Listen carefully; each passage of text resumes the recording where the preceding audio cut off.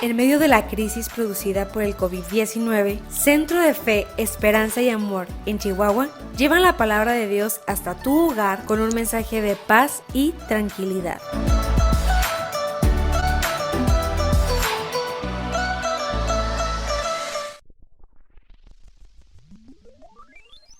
Hola, bienvenidos al segundo capítulo de esta serie sobre la salud. Yo soy la doctora Daniela Ruiz y hoy tengo una invitada especial. ¿Qué tal? Yo soy Dani y estoy aquí para hacer unas preguntas a la doctora Ruiz acerca del COVID-19.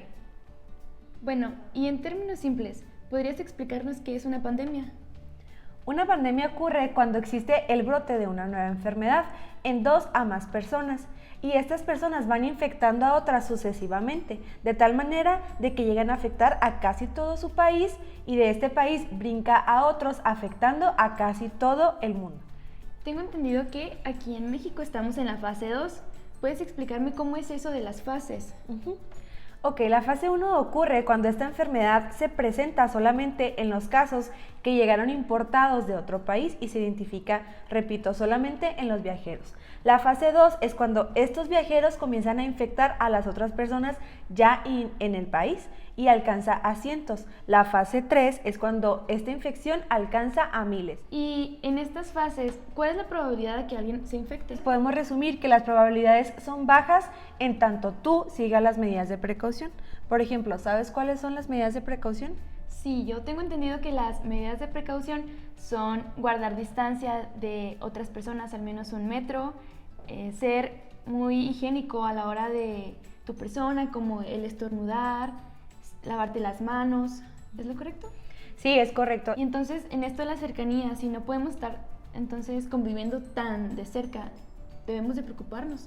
No, de ninguna manera debemos de preocuparnos, porque el Señor es muy claro en esto. Él dice en Filipenses 4:6, no se preocupen por nada, en cambio oren por todo. Pero te repito, esto no significa dejar de ser prudentes, no significa ya no cuidarnos o no tener medidas precautorias. Porque aunque las probabilidades son bajas, aunque la mayoría de las personas tienen síntomas leves, algunos pueden evolucionar y presentar síntomas graves. Por ejemplo, la Secretaría de Salud ha reportado que de los casos en México el 90% han sido leves, solamente el 10% llegan a ser graves, quiere decir que solamente 10% se hospitalizan. Como tomas el tema de la Secretaría de Salud, bueno, pues hay rumores sobre los datos que dan al público. Se rumora sobre los números de casos que pues están... Que no son los verdaderos. Se rumora que no son los verdaderos. Sí, es muy común en estos días que la mayoría de las personas están diciendo que no es verdad, que en realidad hay más casos, que Secretaría no reporta lo que debe de reportar. Y hay que tener en cuenta algo. Los principales rumores surgen porque es un contraste bastante llamativo de los casos que existen en Estados Unidos contra los que existen en México. ¿Sabías que en Estados Unidos hay más de 60,000 casos? Son demasiados. Casi creo que para el día de hoy ya rebasaron los 100,000. Y en México todavía no llegamos ni siquiera a los 1,000 casos reportados. Entonces, algo muy interesante de analizar, puesto que somos países vecinos, porque las fronteras aún no están cerradas, entonces hay que tener las cosas claras. En México la realidad es que no se realizan tantas pruebas para confirmar como en Estados Unidos. Entonces, si tú no haces estudios para confirmar, ¿cómo puedes tener datos precisos? Entonces sí podemos pensar que en realidad hay más casos que los reportados de manera oficial. Sin embargo, no hay que tener pánico. Lo mejor que podemos hacer, la mejor medida que podemos tomar es la prevención. Y la mejor manera de prevenir es no exponernos, como llevando a cabo las medidas que tú ahorita mencionaste correctamente. Estas medidas son muy importantes para prevención de coronavirus y en general de todas las enfermedades respiratorias, por lo cual considero que es una práctica que debemos de mantener, aun cuando pase esta contingencia. Son medidas que podemos tomar para la prevención de las demás enfermedades respiratorias, por ejemplo, la influenza. Y ahora que hablas sobre la influenza, me gustaría que nos explicaras cuáles son los síntomas con los que podemos reconocer cuando tenemos influenza y cuando tenemos COVID-19. Ok, es una pregunta interesante, puesto que la influenza sigue siendo una enfermedad que se presenta comúnmente. Y hablándote específicamente de los síntomas, bueno, de las diferencias más notables es que la influenza suele comenzar más repentinamente y desde su inicio con los síntomas más intensos, el dolor de cabeza intenso, dolor muscular intenso, la fiebre, etcétera, mientras que el coronavirus se está viendo que suele comenzar con síntomas leves que se pueden agravar. Igual y con las vacunas, los que ya estamos vacunados, ¿también funciona contra el COVID-19? Ok, es algo muy importante de aclarar, porque la vacuna de la influenza previene complicaciones graves de la influenza, pero no protege contra coronavirus. Para la influenza ya hay muchas vacunas comercializadas y que podemos utilizar. Para el coronavirus en China ya hay alrededor de 20 vacunas en desarrollo.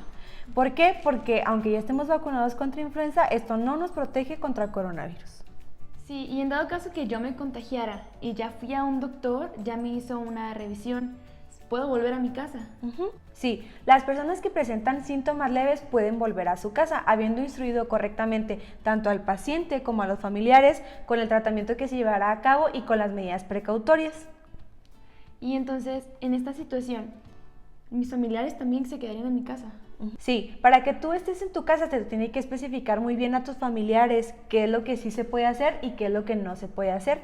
Y tus familiares, habiendo estado en contacto contigo, que sí está confirmado en dado caso que estuvieras enfermo, deben de mantenerse aislados, porque recuerda que pudieran estar también infectados y no presentar síntomas. Es por eso que de manera general a los familiares también se les aísla por un periodo de 14 días para dar chance a ver si presentan síntomas que pudieran dar indicio de que también tuvieran la enfermedad. Lo mismo ocurre con viajeros o con personas que estuvieron en contacto con otros contagiados. Se les aísla aunque no tengan el diagnóstico confirmado, como para prevenir que en dado caso que estuvieran enfermos contagien a los demás. Entonces, si ya pasaron estos 14 días y no presenté ningún síntoma, ¿puedo volver a salir? Sí, ya no es necesario que se mantenga un aislamiento estricto, sin embargo, se conservan las medidas de higiene, lavado de manos, evitar contacto cercano, etc. Entonces, ¿y cuál es el caso de las personas que sí están enfermas? ¿Cuándo es cuando pueden volver a salir? Se considera que ya no es peligrosa o que ya no es muy probable que esté transmitiendo la enfermedad cuando ya presentó algunos días sin utilización de medicamentos y sin fiebre. Además, que ya no presente otros síntomas como dificultad respiratoria, etcétera, y que se le hayan realizado 2 pruebas más en las que se resulte negativo. Ahora me gustaría que me expliques, bueno, más bien que nos corrobores alguna información que se está difundiendo en WhatsApp, en redes sociales, por ejemplo, sobre unos test de ajo o algo así. Ok, bueno, para lo que concierne a tanto los test de ajo y en general de la alimentación, se ha estado manejando que algunas cosas previenen o incluso curan la enfermedad, lo cual es totalmente falso.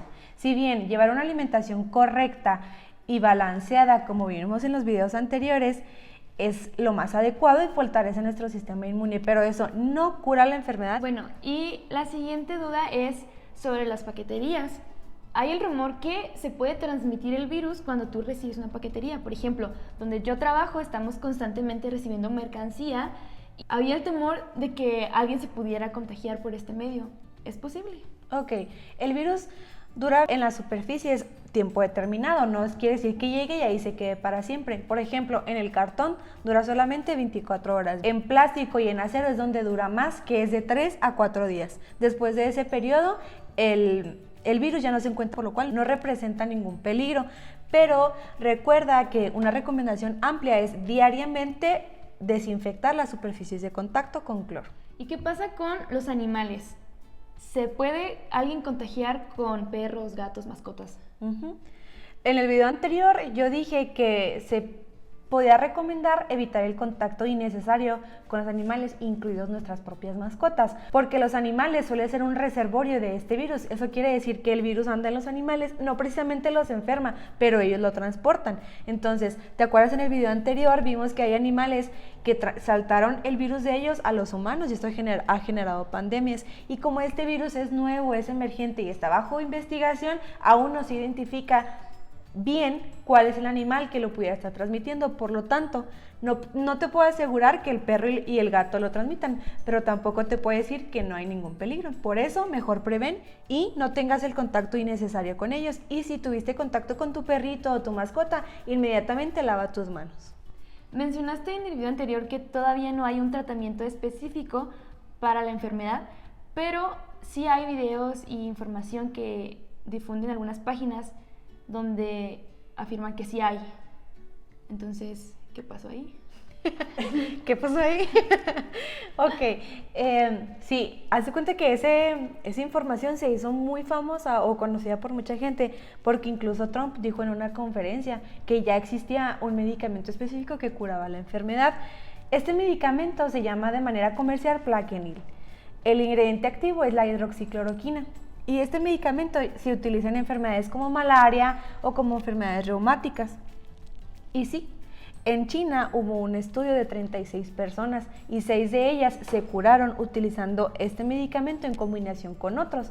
Por eso se tiene esa base para tratar a los pacientes con ese medicamento. Sin embargo, este fue un estudio de un grupo muy pequeño de personas. Es necesario que se investigue aún más. No podemos basar el tratamiento de 400,000 personas infectadas en un estudio que se hizo en 36 personas. Y además, he visto que mucha gente la ha empezado a consumir de manera de pánico. Y esto ha afectado a personas que sí lo utilizan, como te mencioné, personas con enfermedades reumáticas la utilizan y se ha llegado a agotar porque las personas por desinformación la han empezado a adquirir. Sin embargo, te repito, este estudio se hizo en personas enfermas, se recibió ese tratamiento y se curaron. El medicamento no se utilizó para prevenir. Y además se utilizó en un grupo específico de personas. Entonces, tienes razón al decir que ya se están conociendo nuevos medicamentos y esto va a seguir aumentando y vamos a llegar a un punto en el que se dé el tratamiento específico.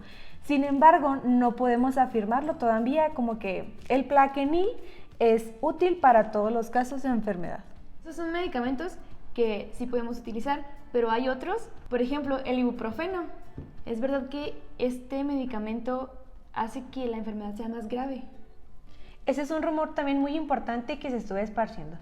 Y sí llegué a tener contacto directo con algunas personas que sí creían eso, por lo cual sí me gustaría contarte un poquito de dónde nació este rumor. Haz de cuenta que el ministro de Francia en su Twitter personal publicó que no se recomendaba, lo cual pues fue algo muy audaz, puesto que no hay evidencia científica que lo respalde. Incluso los ministros de España y de otros países se pronunciaron al respecto diciéndole que era un poco irresponsable hacer esa información cuando realmente no hay una evidencia que diga que sí, el ibuprofeno es malo. Este rumor creció tanto que incluso la Organización Mundial de la Salud, la OMS, tuvo que pronunciarse al respecto y decir que ellos no decían que fuera malo el uso del ibuprofeno. Entonces, ¿el ibuprofeno está contraindicado en pacientes con coronavirus? No. No podemos decir que este hace la enfermedad más grave, pero no es el que más se recomienda. ¿Cuál crees que es el medicamento que más se recomienda para control de dolor o de fiebre? Paracetamol. Sí. El paracetamol, el que hay tantos chistes al respecto, pues sí, una vez más sigue siendo el medicamento de elección. Bueno, pues muchas gracias. Estas eran las dudas que yo tenía. Si ustedes tienen más dudas, pueden comentarlas aquí abajo. Y con gusto las podemos responder. Dale like a este video, suscríbete para que puedas ver aún más contenido. Adiós.